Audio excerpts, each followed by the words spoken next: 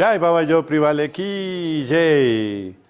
Bole Baba Yo Privale Ki Jai. Bodhi Mahem Pahadi Baba Taragiri Maharaj Ki Jai. Brahmalem Baba Seva Giji Maharaj Ki Jai. Bueno, continuamos en las actividades del taller, en el retiro espiritual, Tantra y sexualidad. Entonces, hoy vamos a hablar del siguiente tema. Hemos estado estudiando el Kularnava Tantra. La palabra Kularnava tiene un origen que se llama Kaula. La palabra Kaula significa fundamento. Este Kaula lo encontramos, por ejemplo, en las escuelas yógicas que se llaman el Gurukula con K, que es el mismo origen de la palabra Kaula, que se escribe con K. El fundamento de las escuelas iniciáticas. Y ahí donde se enseña este trabajo de enseñanza es muy importante para la tradición, en donde vemos la importancia del acharya, del maestro, y la importancia del discípulo, que es llamado siksha, puede ser llamado shela, puede ser llamado sadhaka. Se generó la estructura tántrica para poder llevar esas enseñanzas a las familias de los que les gusta el tantra, o los que son afines a la escuela tántrica. En los gurukulas, entonces, se enseña yoga, se enseña meditación, y se enseñan diferentes rituales que tienen que ver con el tantra. El tantra es muy ritualístico. Cuando tú ofreces una velita es tantra, cuando prendes un incienso es tantra, cuando ofrendas agua en el Shivalinga es tantra, cuando coges un poco de aire con un abanico y haces la ofrenda del aire a las deidades, eso es tantra. Existen diferentes simbolismos, se llaman Ishtadevatas, y estas Ishtadevatas tienen como una forma, puede ser en cerámica, puede ser en madera, puede ser en papel, una pintura, puede ser una escultura. Cada una de estas figuras tiene vida cuando es mantralizada, y se llama la invocación de la deidad. Cuando hacemos este tipo de invocaciones, entonces estamos llamando a la deidad, a esa fuerza, a esa Shakti, que queremos que esté presente para nosotros. Las diferentes tradiciones tienen diferentes deidades. Hay 5 principales deidades que se estudian en el Tantra. Está la escuela Ganapatya, que siguen a la deidad Ganesha, el dios con cabeza de elefante. Tenemos también la deidad que es conocida como Vishnu, entonces los vishnuistas, los de Ganesha se llaman Ganapatyas. Dentro de la tradición vishnuista hay muchas deidades que representan a Vishnu, por ejemplo Krishna, por ejemplo Rama. Hay otras deidades que están relacionadas con él, se llama la tradición vishnuista. También tenemos la tradición Shakta. La tradición Shakta es donde se hace una invocación a la Madre Divina, que también tiene muchos aspectos: Durga, Kali, Parvati, Lakshmi, Saraswati. Ella tiene muchos nombres, 108 nombres. De ahí surgen las 108 cuentas de Rudra. Nosotros repetimos los 108 mantras de las yapas. Estamos recordando esos 108 nombres de la Madre Divina. Hay otra tradición tántrica que se llama la escuela Saurya, que son los adoradores del sol. Entonces, estos adoradores del sol tienen el Surya Namaskar, la salutación del sol, el Surya Yoga, que son técnicas especiales donde recibimos la energía del sol como esta mañana y hacemos prácticas especiales solares. Respiramos rayos del sol por el Pingala Nadi. Cantamos el Gayatri Mantra, el mantra sagrado de la escuela Surya, Saurya. Om Bhurvasvaha Swaha Tatsavitur Varenyam Vargo Devasya Dimahi Dyo na prachodayat. Los brahmanas de la tradición solar todos los días cantan este Gayatri Mantra al amanecer, al mediodía, al atardecer y en la noche, a veces a la medianoche o antes de acostarse a dormir. Dentro de esta escuela del sol hay unos reyes solares, como el nombre que se da a la India, que se llama Bharata, es el verdadero nombre de la India, que son reyes solares. De ahí viene Rama y de ahí también viene Krishna y otros reyes. Y esta es la otra tradición, que es la Chaiva, la tradición chivaísta. Esta escuela Chaiva entonces tiene diferentes aspectos de Shiva, por ejemplo, Shiva meditando, Shiva enseñando yoga, Shiva danzando. Entonces tenemos nombres como Nataraya, como Mahadeva, como Shankara, el que enseña. ¿Me regalas un poquito de agüita, por favor? Tenemos varias formas de ver al Señor Shiva. Dentro de esas formas, aparte de la iconografía que vemos en los cuadros, cuando estudiamos la iconografía sagrada del Sanatana Dharma, cada uno de estos símbolos que se ven en estos cuadros, cada deidad es como una ventana que nos muestra algo más allá de esa apariencia física. Entonces cuando vemos al Señor Shiva con su tercer ojo abierto, entonces nos recuerda la clarividencia.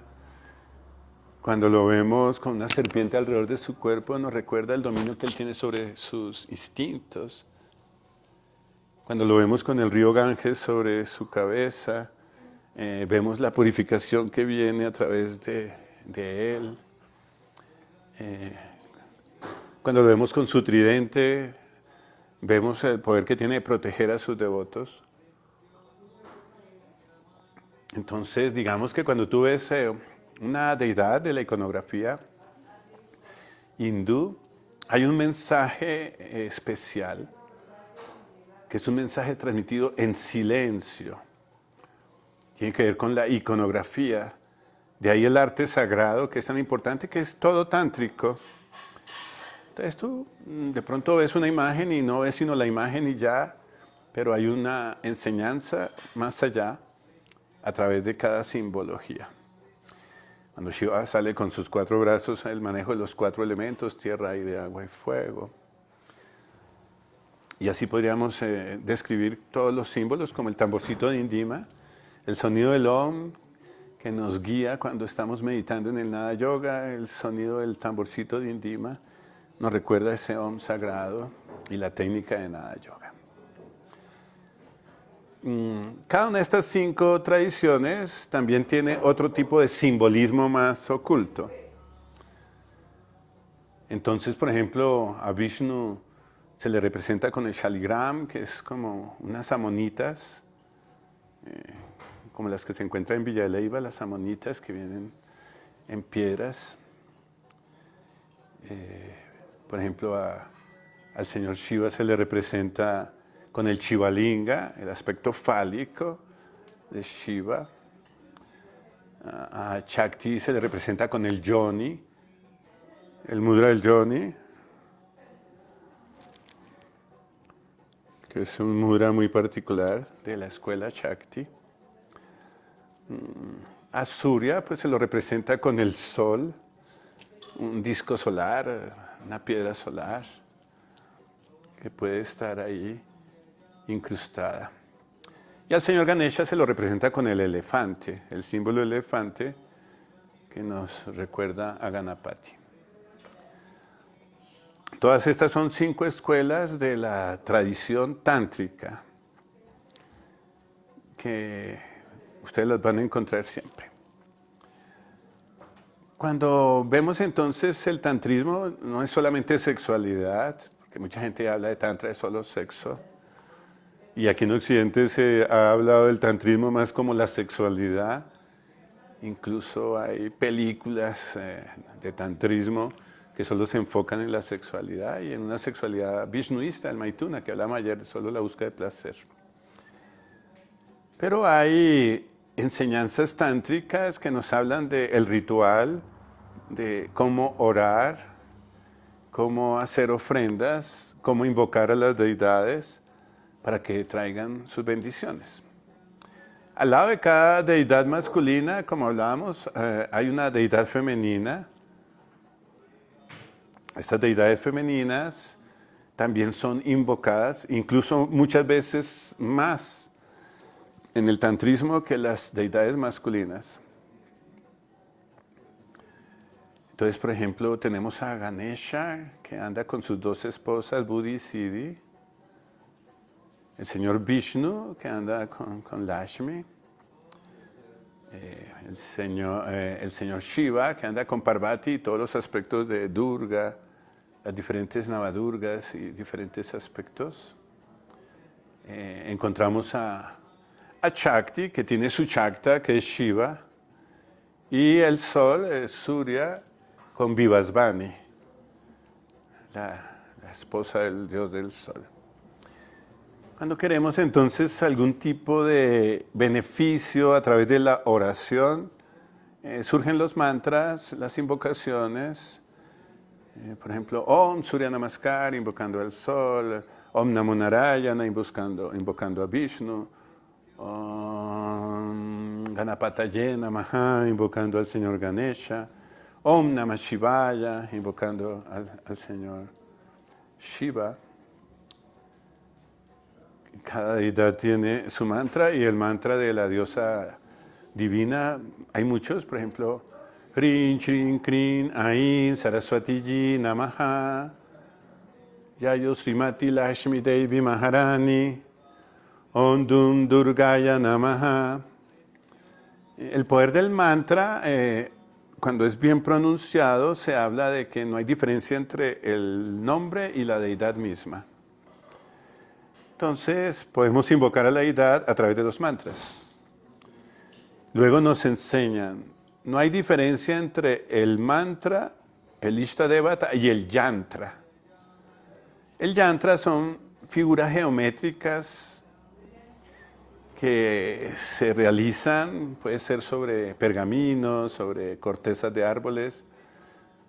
Cuando hacemos los yantras en los sacrificios de fuego, se hacen sobre la tierra, se pueden hacer con flores, con frutas, con diferentes piedras o tierras de colores y condimentos de colores.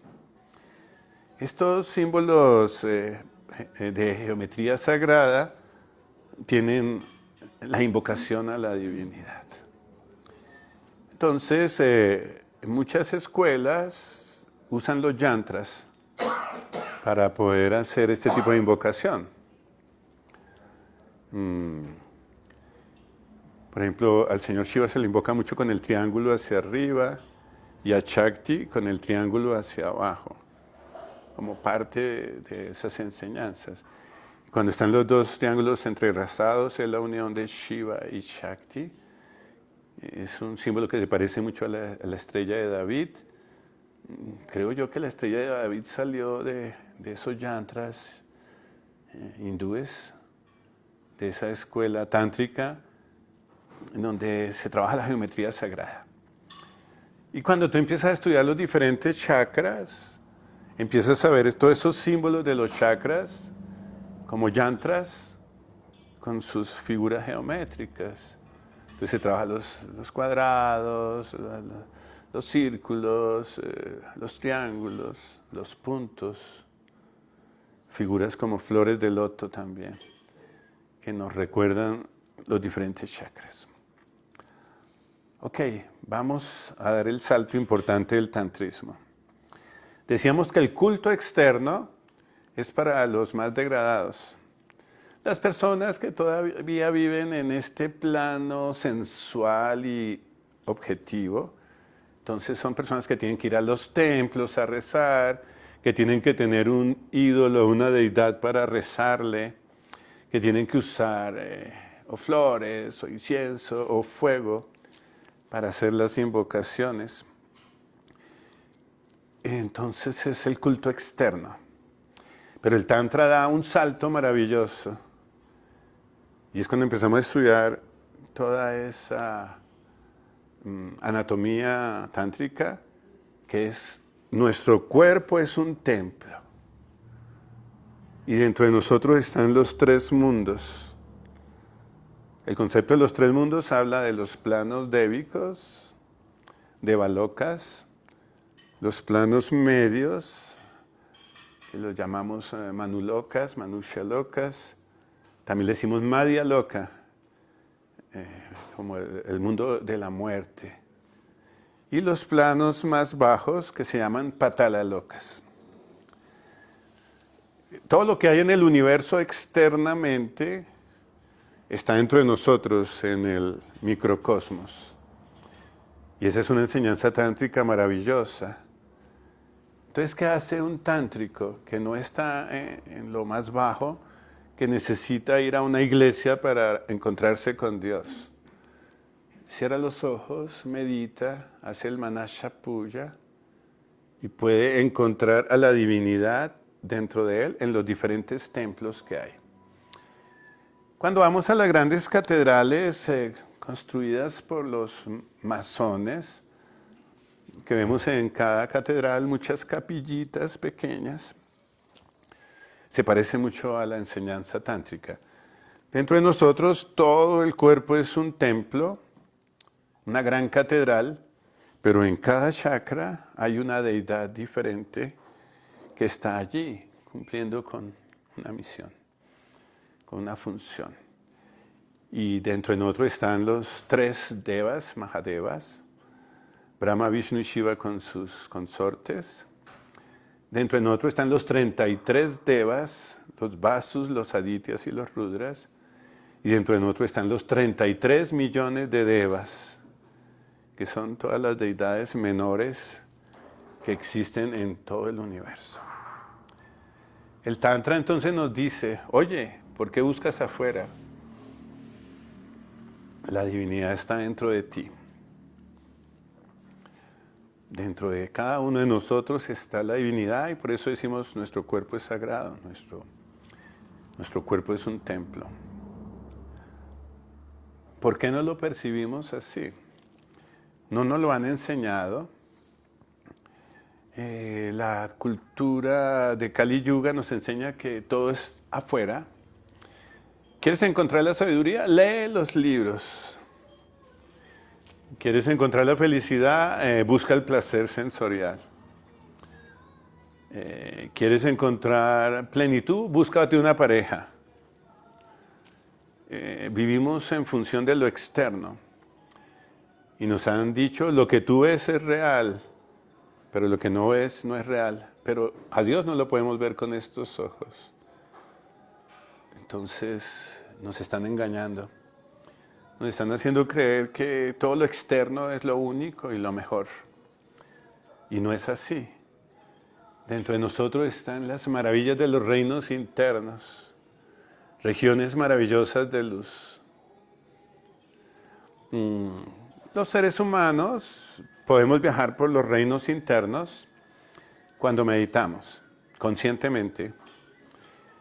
Los karmis son las personas corrientes que están sujetas al karma, no yogis. Muchas veces se conectan con fuerzas oscuras que hay dentro de ellos que los enferman.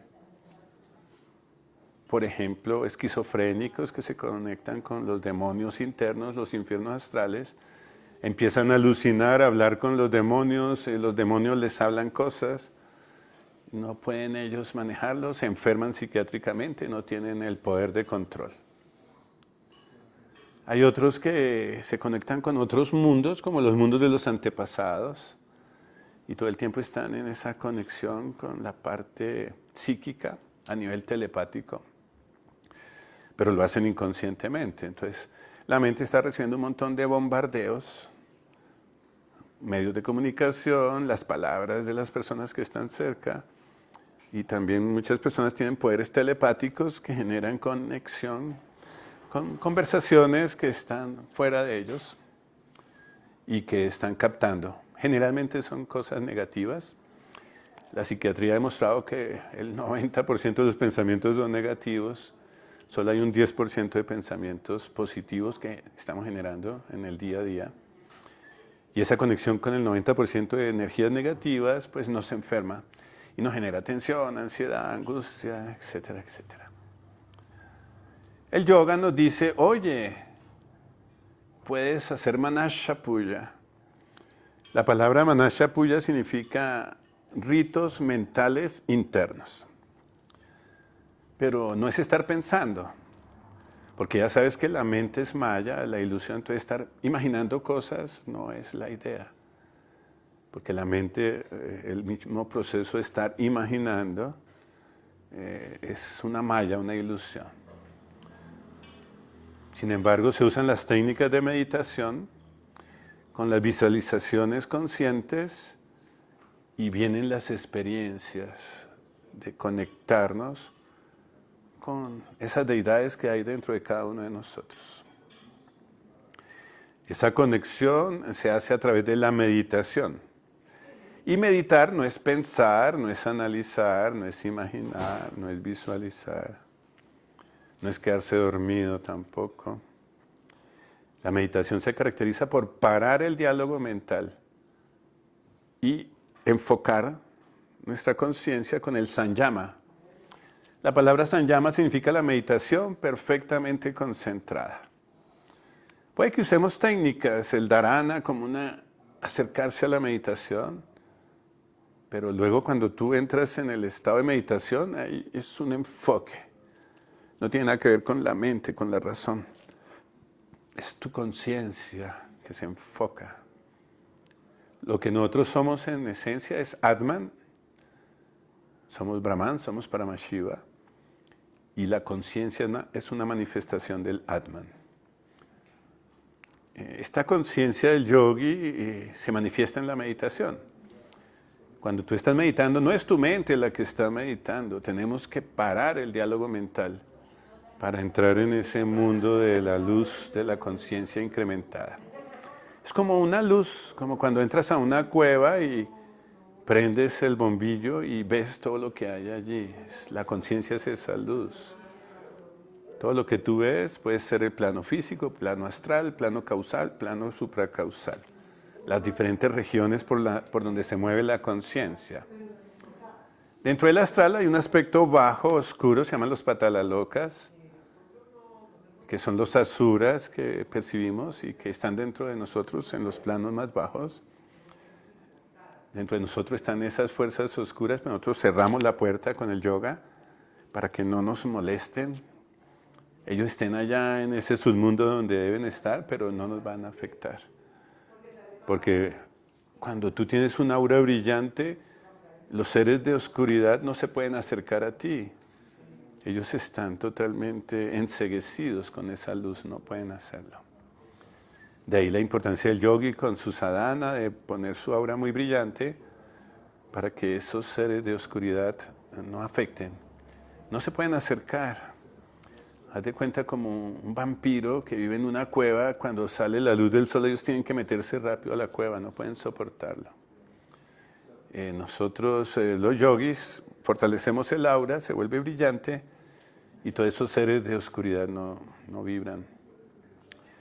Nos conectamos con los seres débicos, con los seres de luz, por eso llamamos el divya, como la técnica tántrica, para que el yogi esté en permanente conexión con estos seres de luz que te bendicen, que te traen buena fortuna, que te traen paz, que te traen sabiduría, que te brindan desde tu interior, no desde el exterior, esa experiencia mística profunda. Y vamos poco a poco entonces acercándonos a esa vida débica. El ser humano tiene una gran ventaja sobre los devas y sobre los asuras. Los asuras solo quieren vivir en la maldad y los devas viven en un mundo confortable, allá como los ángeles en el cielo, y no quieren salir de ese estado de confort. El Manushya, el hombre, al estar aquí en este mundo, tiene momentos de alegría, momentos de tristeza, momentos de amor, momentos de desamor, momentos de fama, momentos de infamia. Es decir, vivimos en un mundo dual. Y eso es bueno. ¿Por qué? Porque tienes la capacidad de reflexionar y decir, ¿por qué este sufrimiento? ¿Cuál es la causa de este malestar? ¿Cómo puedo lograr un estado de plenitud y felicidad eterna? Y desde allí viene la decisión que podemos tomar los seres humanos. Quiero seguir el sendero de la rectitud, el sendero de ascensión, el sendero de la luz. Quiero elevarme, ir más allá de los planos celestiales, porque la meta no es ir al cielo espiritual. La meta de un yogi no es ser un ángel, estar allá. La meta de un yogi es el samadhi, realizar al Brahman Supremo, a Paramashiva. Este universo material con los tres mundos no está al nivel del Brahman. El Brahman está más allá. Y el yogi lo sabe y no se quiere seguir enredando en estar metido en este mundo de la dualidad. Entonces, la primera enseñanza del Tantra es aprende a encontrar a la divinidad dentro de ti y que tu cuerpo es un templo. Bien, luego viene algo importante dentro del tantrismo, que lo enseña el Kularnava Tantra. Y volvemos al Gurukula, que es la enseñanza del Guru, la escuela del Guru. Esta enseñanza tiene que ver con el Sampradaya, con el Parampara, que son enseñanzas que unen de maestro a discípulo. Son enseñanzas puras, transmitidas por ejemplo, en nuestra escuela del shivaísmo, el señor Shiva mismo transmite estas enseñanzas. Lo que nosotros llamamos como el señor Shiva es el Guru Supremo, Adi Guru, está presente siempre en todos los momentos, desde el principio de la creación del universo hasta el final de la destrucción del universo, todo el tiempo está vibrando. No es un humano que está sujeto a la muerte, lo llamamos Mahadeva, es una presencia espiritual que está ahí todo el tiempo y está vivo, nos está cuidando, nos está escuchando, nos está ayudando, está lleno de misericordia. La palabra Shiva significa bondad, es bondadoso, supremamente bondadoso. Es la bondad pura, el bien puro. Esa es la traducción de su palabra Shiva. Entonces, cuando nosotros queremos ser buenos, cuando cantamos Om Namah Shivaya, estamos invocando la bondad. No como un aspecto personalizado de Bhagavan. La palabra Bhagavan es como Dios, sino la bondad, la esencia misma de la espiritualidad. El señor Shiva nos dice, si no has realizado el Brahman, sígueme a mí y yo te llevaré al Brahman. Bueno, entonces cuando viene esta enseñanza del Gurukula, entonces nos dicen, ok, nosotros debemos tener alguien que nos enseñe, que nos guíe. No es por especulación, no es solo por una lectura de un Veda o por asistir a una conferencia, sino que es la aceptación de eso que llamamos Guru, que es el que nos ilumina en medio de la oscuridad. Nos habla el Kularnava Tantra muy clarito. Hay falsos gurus, falsos profetas, falsos yogis, falsos sannyasis. Hay verdaderos gurus, verdaderos profetas, verdaderos yogis, verdaderos sannyasis. Entonces viene como el proceso de discriminación, de recto discernimiento. Esa persona que es sabia, que tiene palabras de enseñanza pura, que que ha tenido un ejemplo de vida, que nos enseñas con su vida, no con palabras ni con apariencias. Y empiezan los Vedas y los Tantras a dar una descripción. Todos lo sabemos, es como esa santidad misma personalizada. Son hombres, sí, pero han seguido procesos. Por ejemplo, Guruji, nuestro maestro en India, nació de familia brahmánica, en Pithoragarh. Pithoragarh es un lugar donde hay muchas cuevas tántricas. Cuando pequeñito estudió en el Gurukula, al lado de las enseñanzas védicas y tántricas. Cuando salió de su estudio, él entonces entró al monasterio y empezó todo el proceso de estar en el ashram, en el mandir, en el templo de nuestra tradición que se llama Giri, de los monjes de Chankaracharya.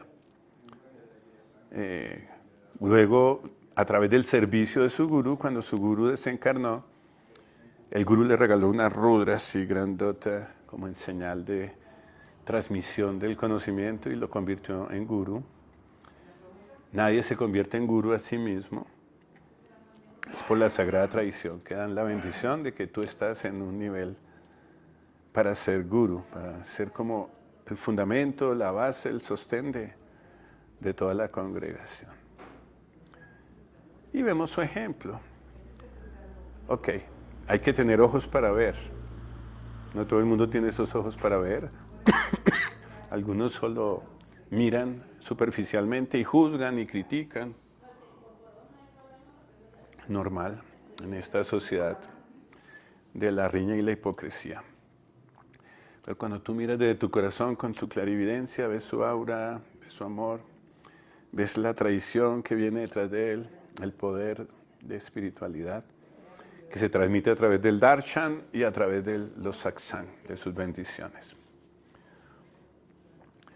Viene también entonces, en el Kularnava Tantra se habla del discípulo. ¿Quién es el discípulo? Entonces el discípulo también tiene unas cualidades. Debe ser una persona limpia, una persona servicial, una persona que viene trabajando para eliminar el orgullo, la criticadera.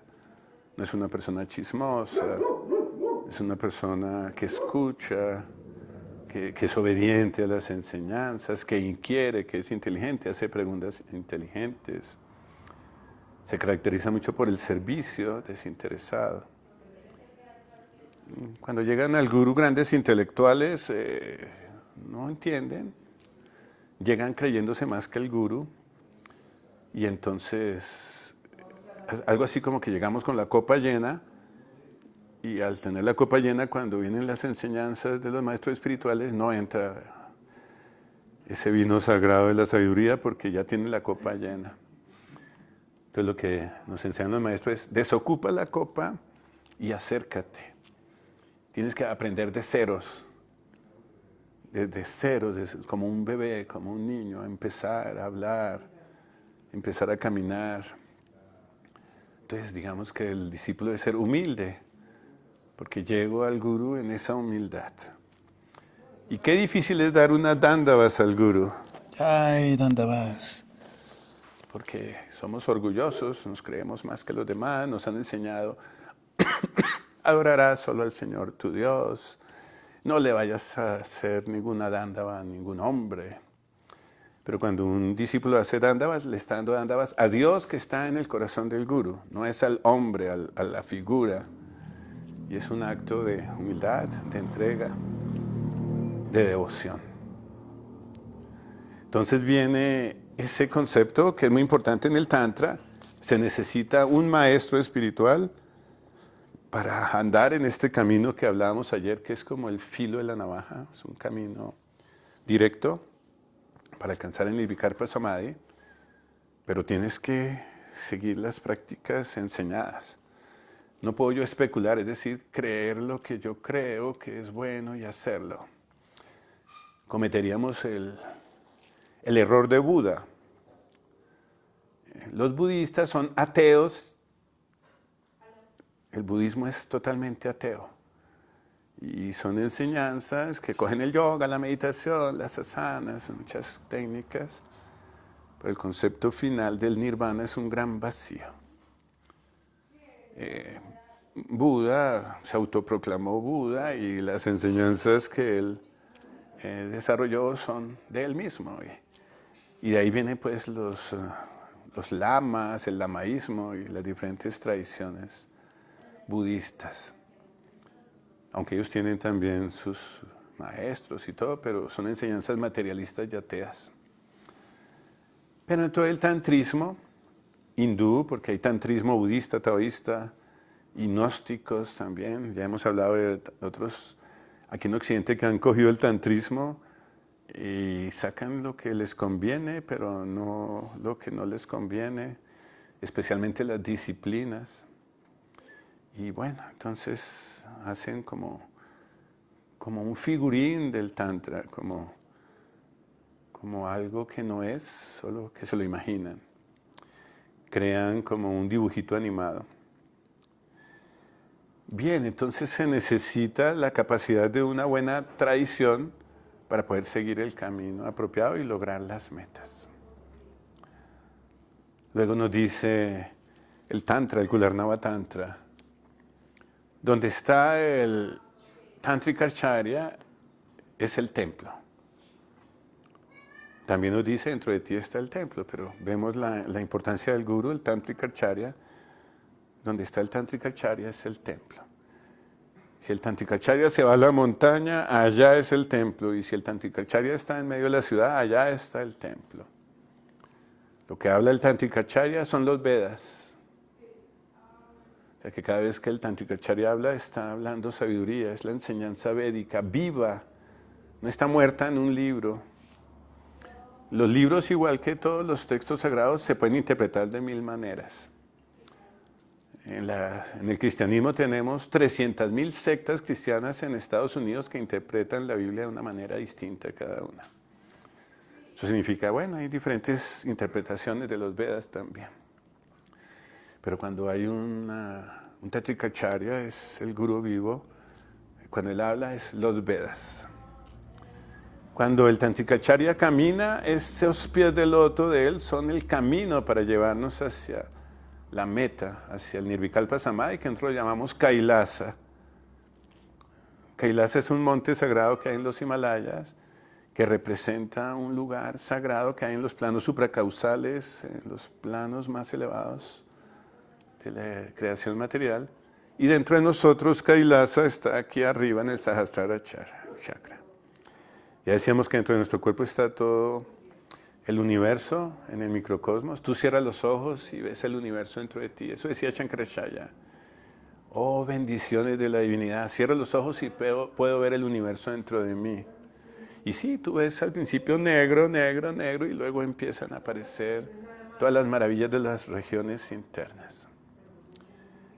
Y aprendes a ascender hasta el monte Kailasa, es decir, el estado de Nirvikalpa Samadhi. A veces los acharyas se muestran de diferentes maneras. A veces guardan sus secretos, no todo el mundo tiene acceso a ellos. Como una forma de mantener ese hermetismo, esos secretos de una forma bien cuidada. Porque hay conocimientos dentro del Tantra que si llegan a manos de personas que no están preparadas, se pueden convertir ellos en magos negros, los Brahmacharines, y usar todo ese poder para hacerle daño a la humanidad, incluso a los devas, incluso a los humanos, destruir el planeta, manipular a las personas. Hay una historia muy bonita, se las voy a contar. Tiene que ver con Goraknath. Goraknath es uno de los avatares del señor Shiva. Él desarrolló grandes poderes místicos gracias a su maestro Matsyendranath. Son de la escuela shivaísta también. No son de los giris de nuestra tradición, pero sí son shivaístas de otra tradición, porque dentro del shivaísmo hay varias tradiciones. Entonces él estaba meditando, le gustaba mucho estar meditando todo el tiempo a Goraknath. Para él era importante la meditación como una herramienta. Y el mantra que él cantaba es Nam Shivaya, Nam Shivaya, Nam Shivaya. Om Nam Shivaya, Om Nam Shivaya, Om Nam Shivaya, Om Nam Shivaya. Se la pasaba repitiendo el mantra. En una ciudad cercana donde él estaba, un Brahmacharín mandó unos de sus fantasmas, ellos tienen poder para manipular fantasmas y seres elementales, mandó como unos demonios a un lugar donde había un templo. Había un niño que estaba allí como en el templo y ellos lo raptaron, pero a nivel astral lo cogieron y lo desaparecieron y se lo llevaron a donde estaba el Brahmacharín, que era un mago negro muy poderoso. Ese mago negro envolvió al niño como en una burbuja y lo tenía ahí esclavo, atado, como secuestrado. El papá empezó a buscar al niño, no lo encontraba por ningún lado, estaba sufriendo. Fue al templo, preguntó al brahmana y dijo, sí, nosotros vimos al niño acá, pero ya no está, no sabemos qué pasó, pero sabemos quién puede ayudar. Entonces el papá y el brahmana, que es sacerdote, lo llevaron a donde estaba Goraknath. Goraknath no estaba allá en el templo, él estaba allá en la montaña, debajo de un árbol, meditando, con su pinta de yogi. Cuando llegan a él, le hacen las reverencias y le cuentan la historia. Nuestro niño fue secuestrado, no sabemos qué pasó, mejor dicho. Entonces el Goraknath se puso a meditar y vio todo, porque tienen esos poderes místicos, la capacidad. Entonces vio cómo ese Brahmacharín había enviado a dos como fantasmas, como seres demoníacos para que se robaran al niño, y vio dónde estaba. Y él le dijo, sí, yo te puedo ayudar con mucho gusto. El maestro Goraknath hizo un viaje en astral, levitó, entró en estado de jhinas.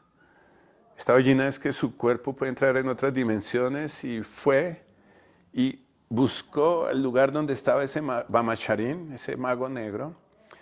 Ese Brahmacharín era de una escuela especial de magos negros, se llaman los agoris. No todos los agoris son magos negros, pero muchos sí son magos negros. Y llegó y se le presentó al Brahmacharín y le dijo, devuélvame el niño, no te pertenece. El Brahmacharín dice, no, es para mí, yo lo quiero. Estoy demostrando mi poder, yo tengo la capacidad de dominio, de control, puedo dejar a ese niño ahí encerrado en esa burbuja. Y entonces Goraknath le dijo, devuélvamelo. El mago negro empezó a mandarle armas, se llaman brahmastras y otros astras, que son diferentes armas. Y Goraknath siempre las contrarrestaba. Hasta que el mago negro ya no tenía más armas y Goraknath cantó unos mantras especiales. Ya saben que él cantaba siempre Om Nam Shivaya, Om Nam Shivaya, invocó a Shiva. Él era Shiva mismo también, en un avatar. Y le mandó así un rayo de luz de su mano y inmediatamente todos esos demonios que están alrededor de él se desvanecieron. El mago negro quedó desprotegido y él cogió al niño y lo llevó nuevamente a donde su papá. Y le quitó a ese mago negro ese poder que tenía sobre ese niño. Seguramente ese niño quería volver a ese mago negro quería volver a ese niño como otro mago negro también, para que aumentara esa logia de magos negros. Ok, es una historia tántrica, como el bien vence a la maldad y como un ser de luz tántrico elevado puede vencer a esos Brahmacharines, a esos magos negros. Ayer hablábamos del camino de la mano izquierda y el camino de la mano derecha. Dakshina es el camino de la mano derecha. El señor Shiva nos enseñó lo siguiente. Por eso lo llamamos Dakshina Murti. La palabra Murti es como la deidad de Dakshina, el que está mirando hacia el sur. Llegaron los rishis, Shapta rishis, que le dijeron al señor Shiva, por favor, enséñanos sobre los grandes misterios de los Vedas, la realización de la enseñanza más elevada. Y por favor, te queremos como maestro, como nuestro guru. La palabra rishi significa videntes, profetas, los Shapta rishis. Hay muchas historias de ellos. Shapta significa 7, los 7 videntes. Entonces el señor Shiva le dijo, sí, está bien, yo les voy a enseñar. Y les dijo, ¿ya están preparados? Dijo, sí, enséñanos. Entonces el señor Shiva se sentó mirando hacia el sur, o sea, estaba con la espalda hacia el norte, mirando hacia el sur. Esa es la posición de Guruji siempre en el Yogdi.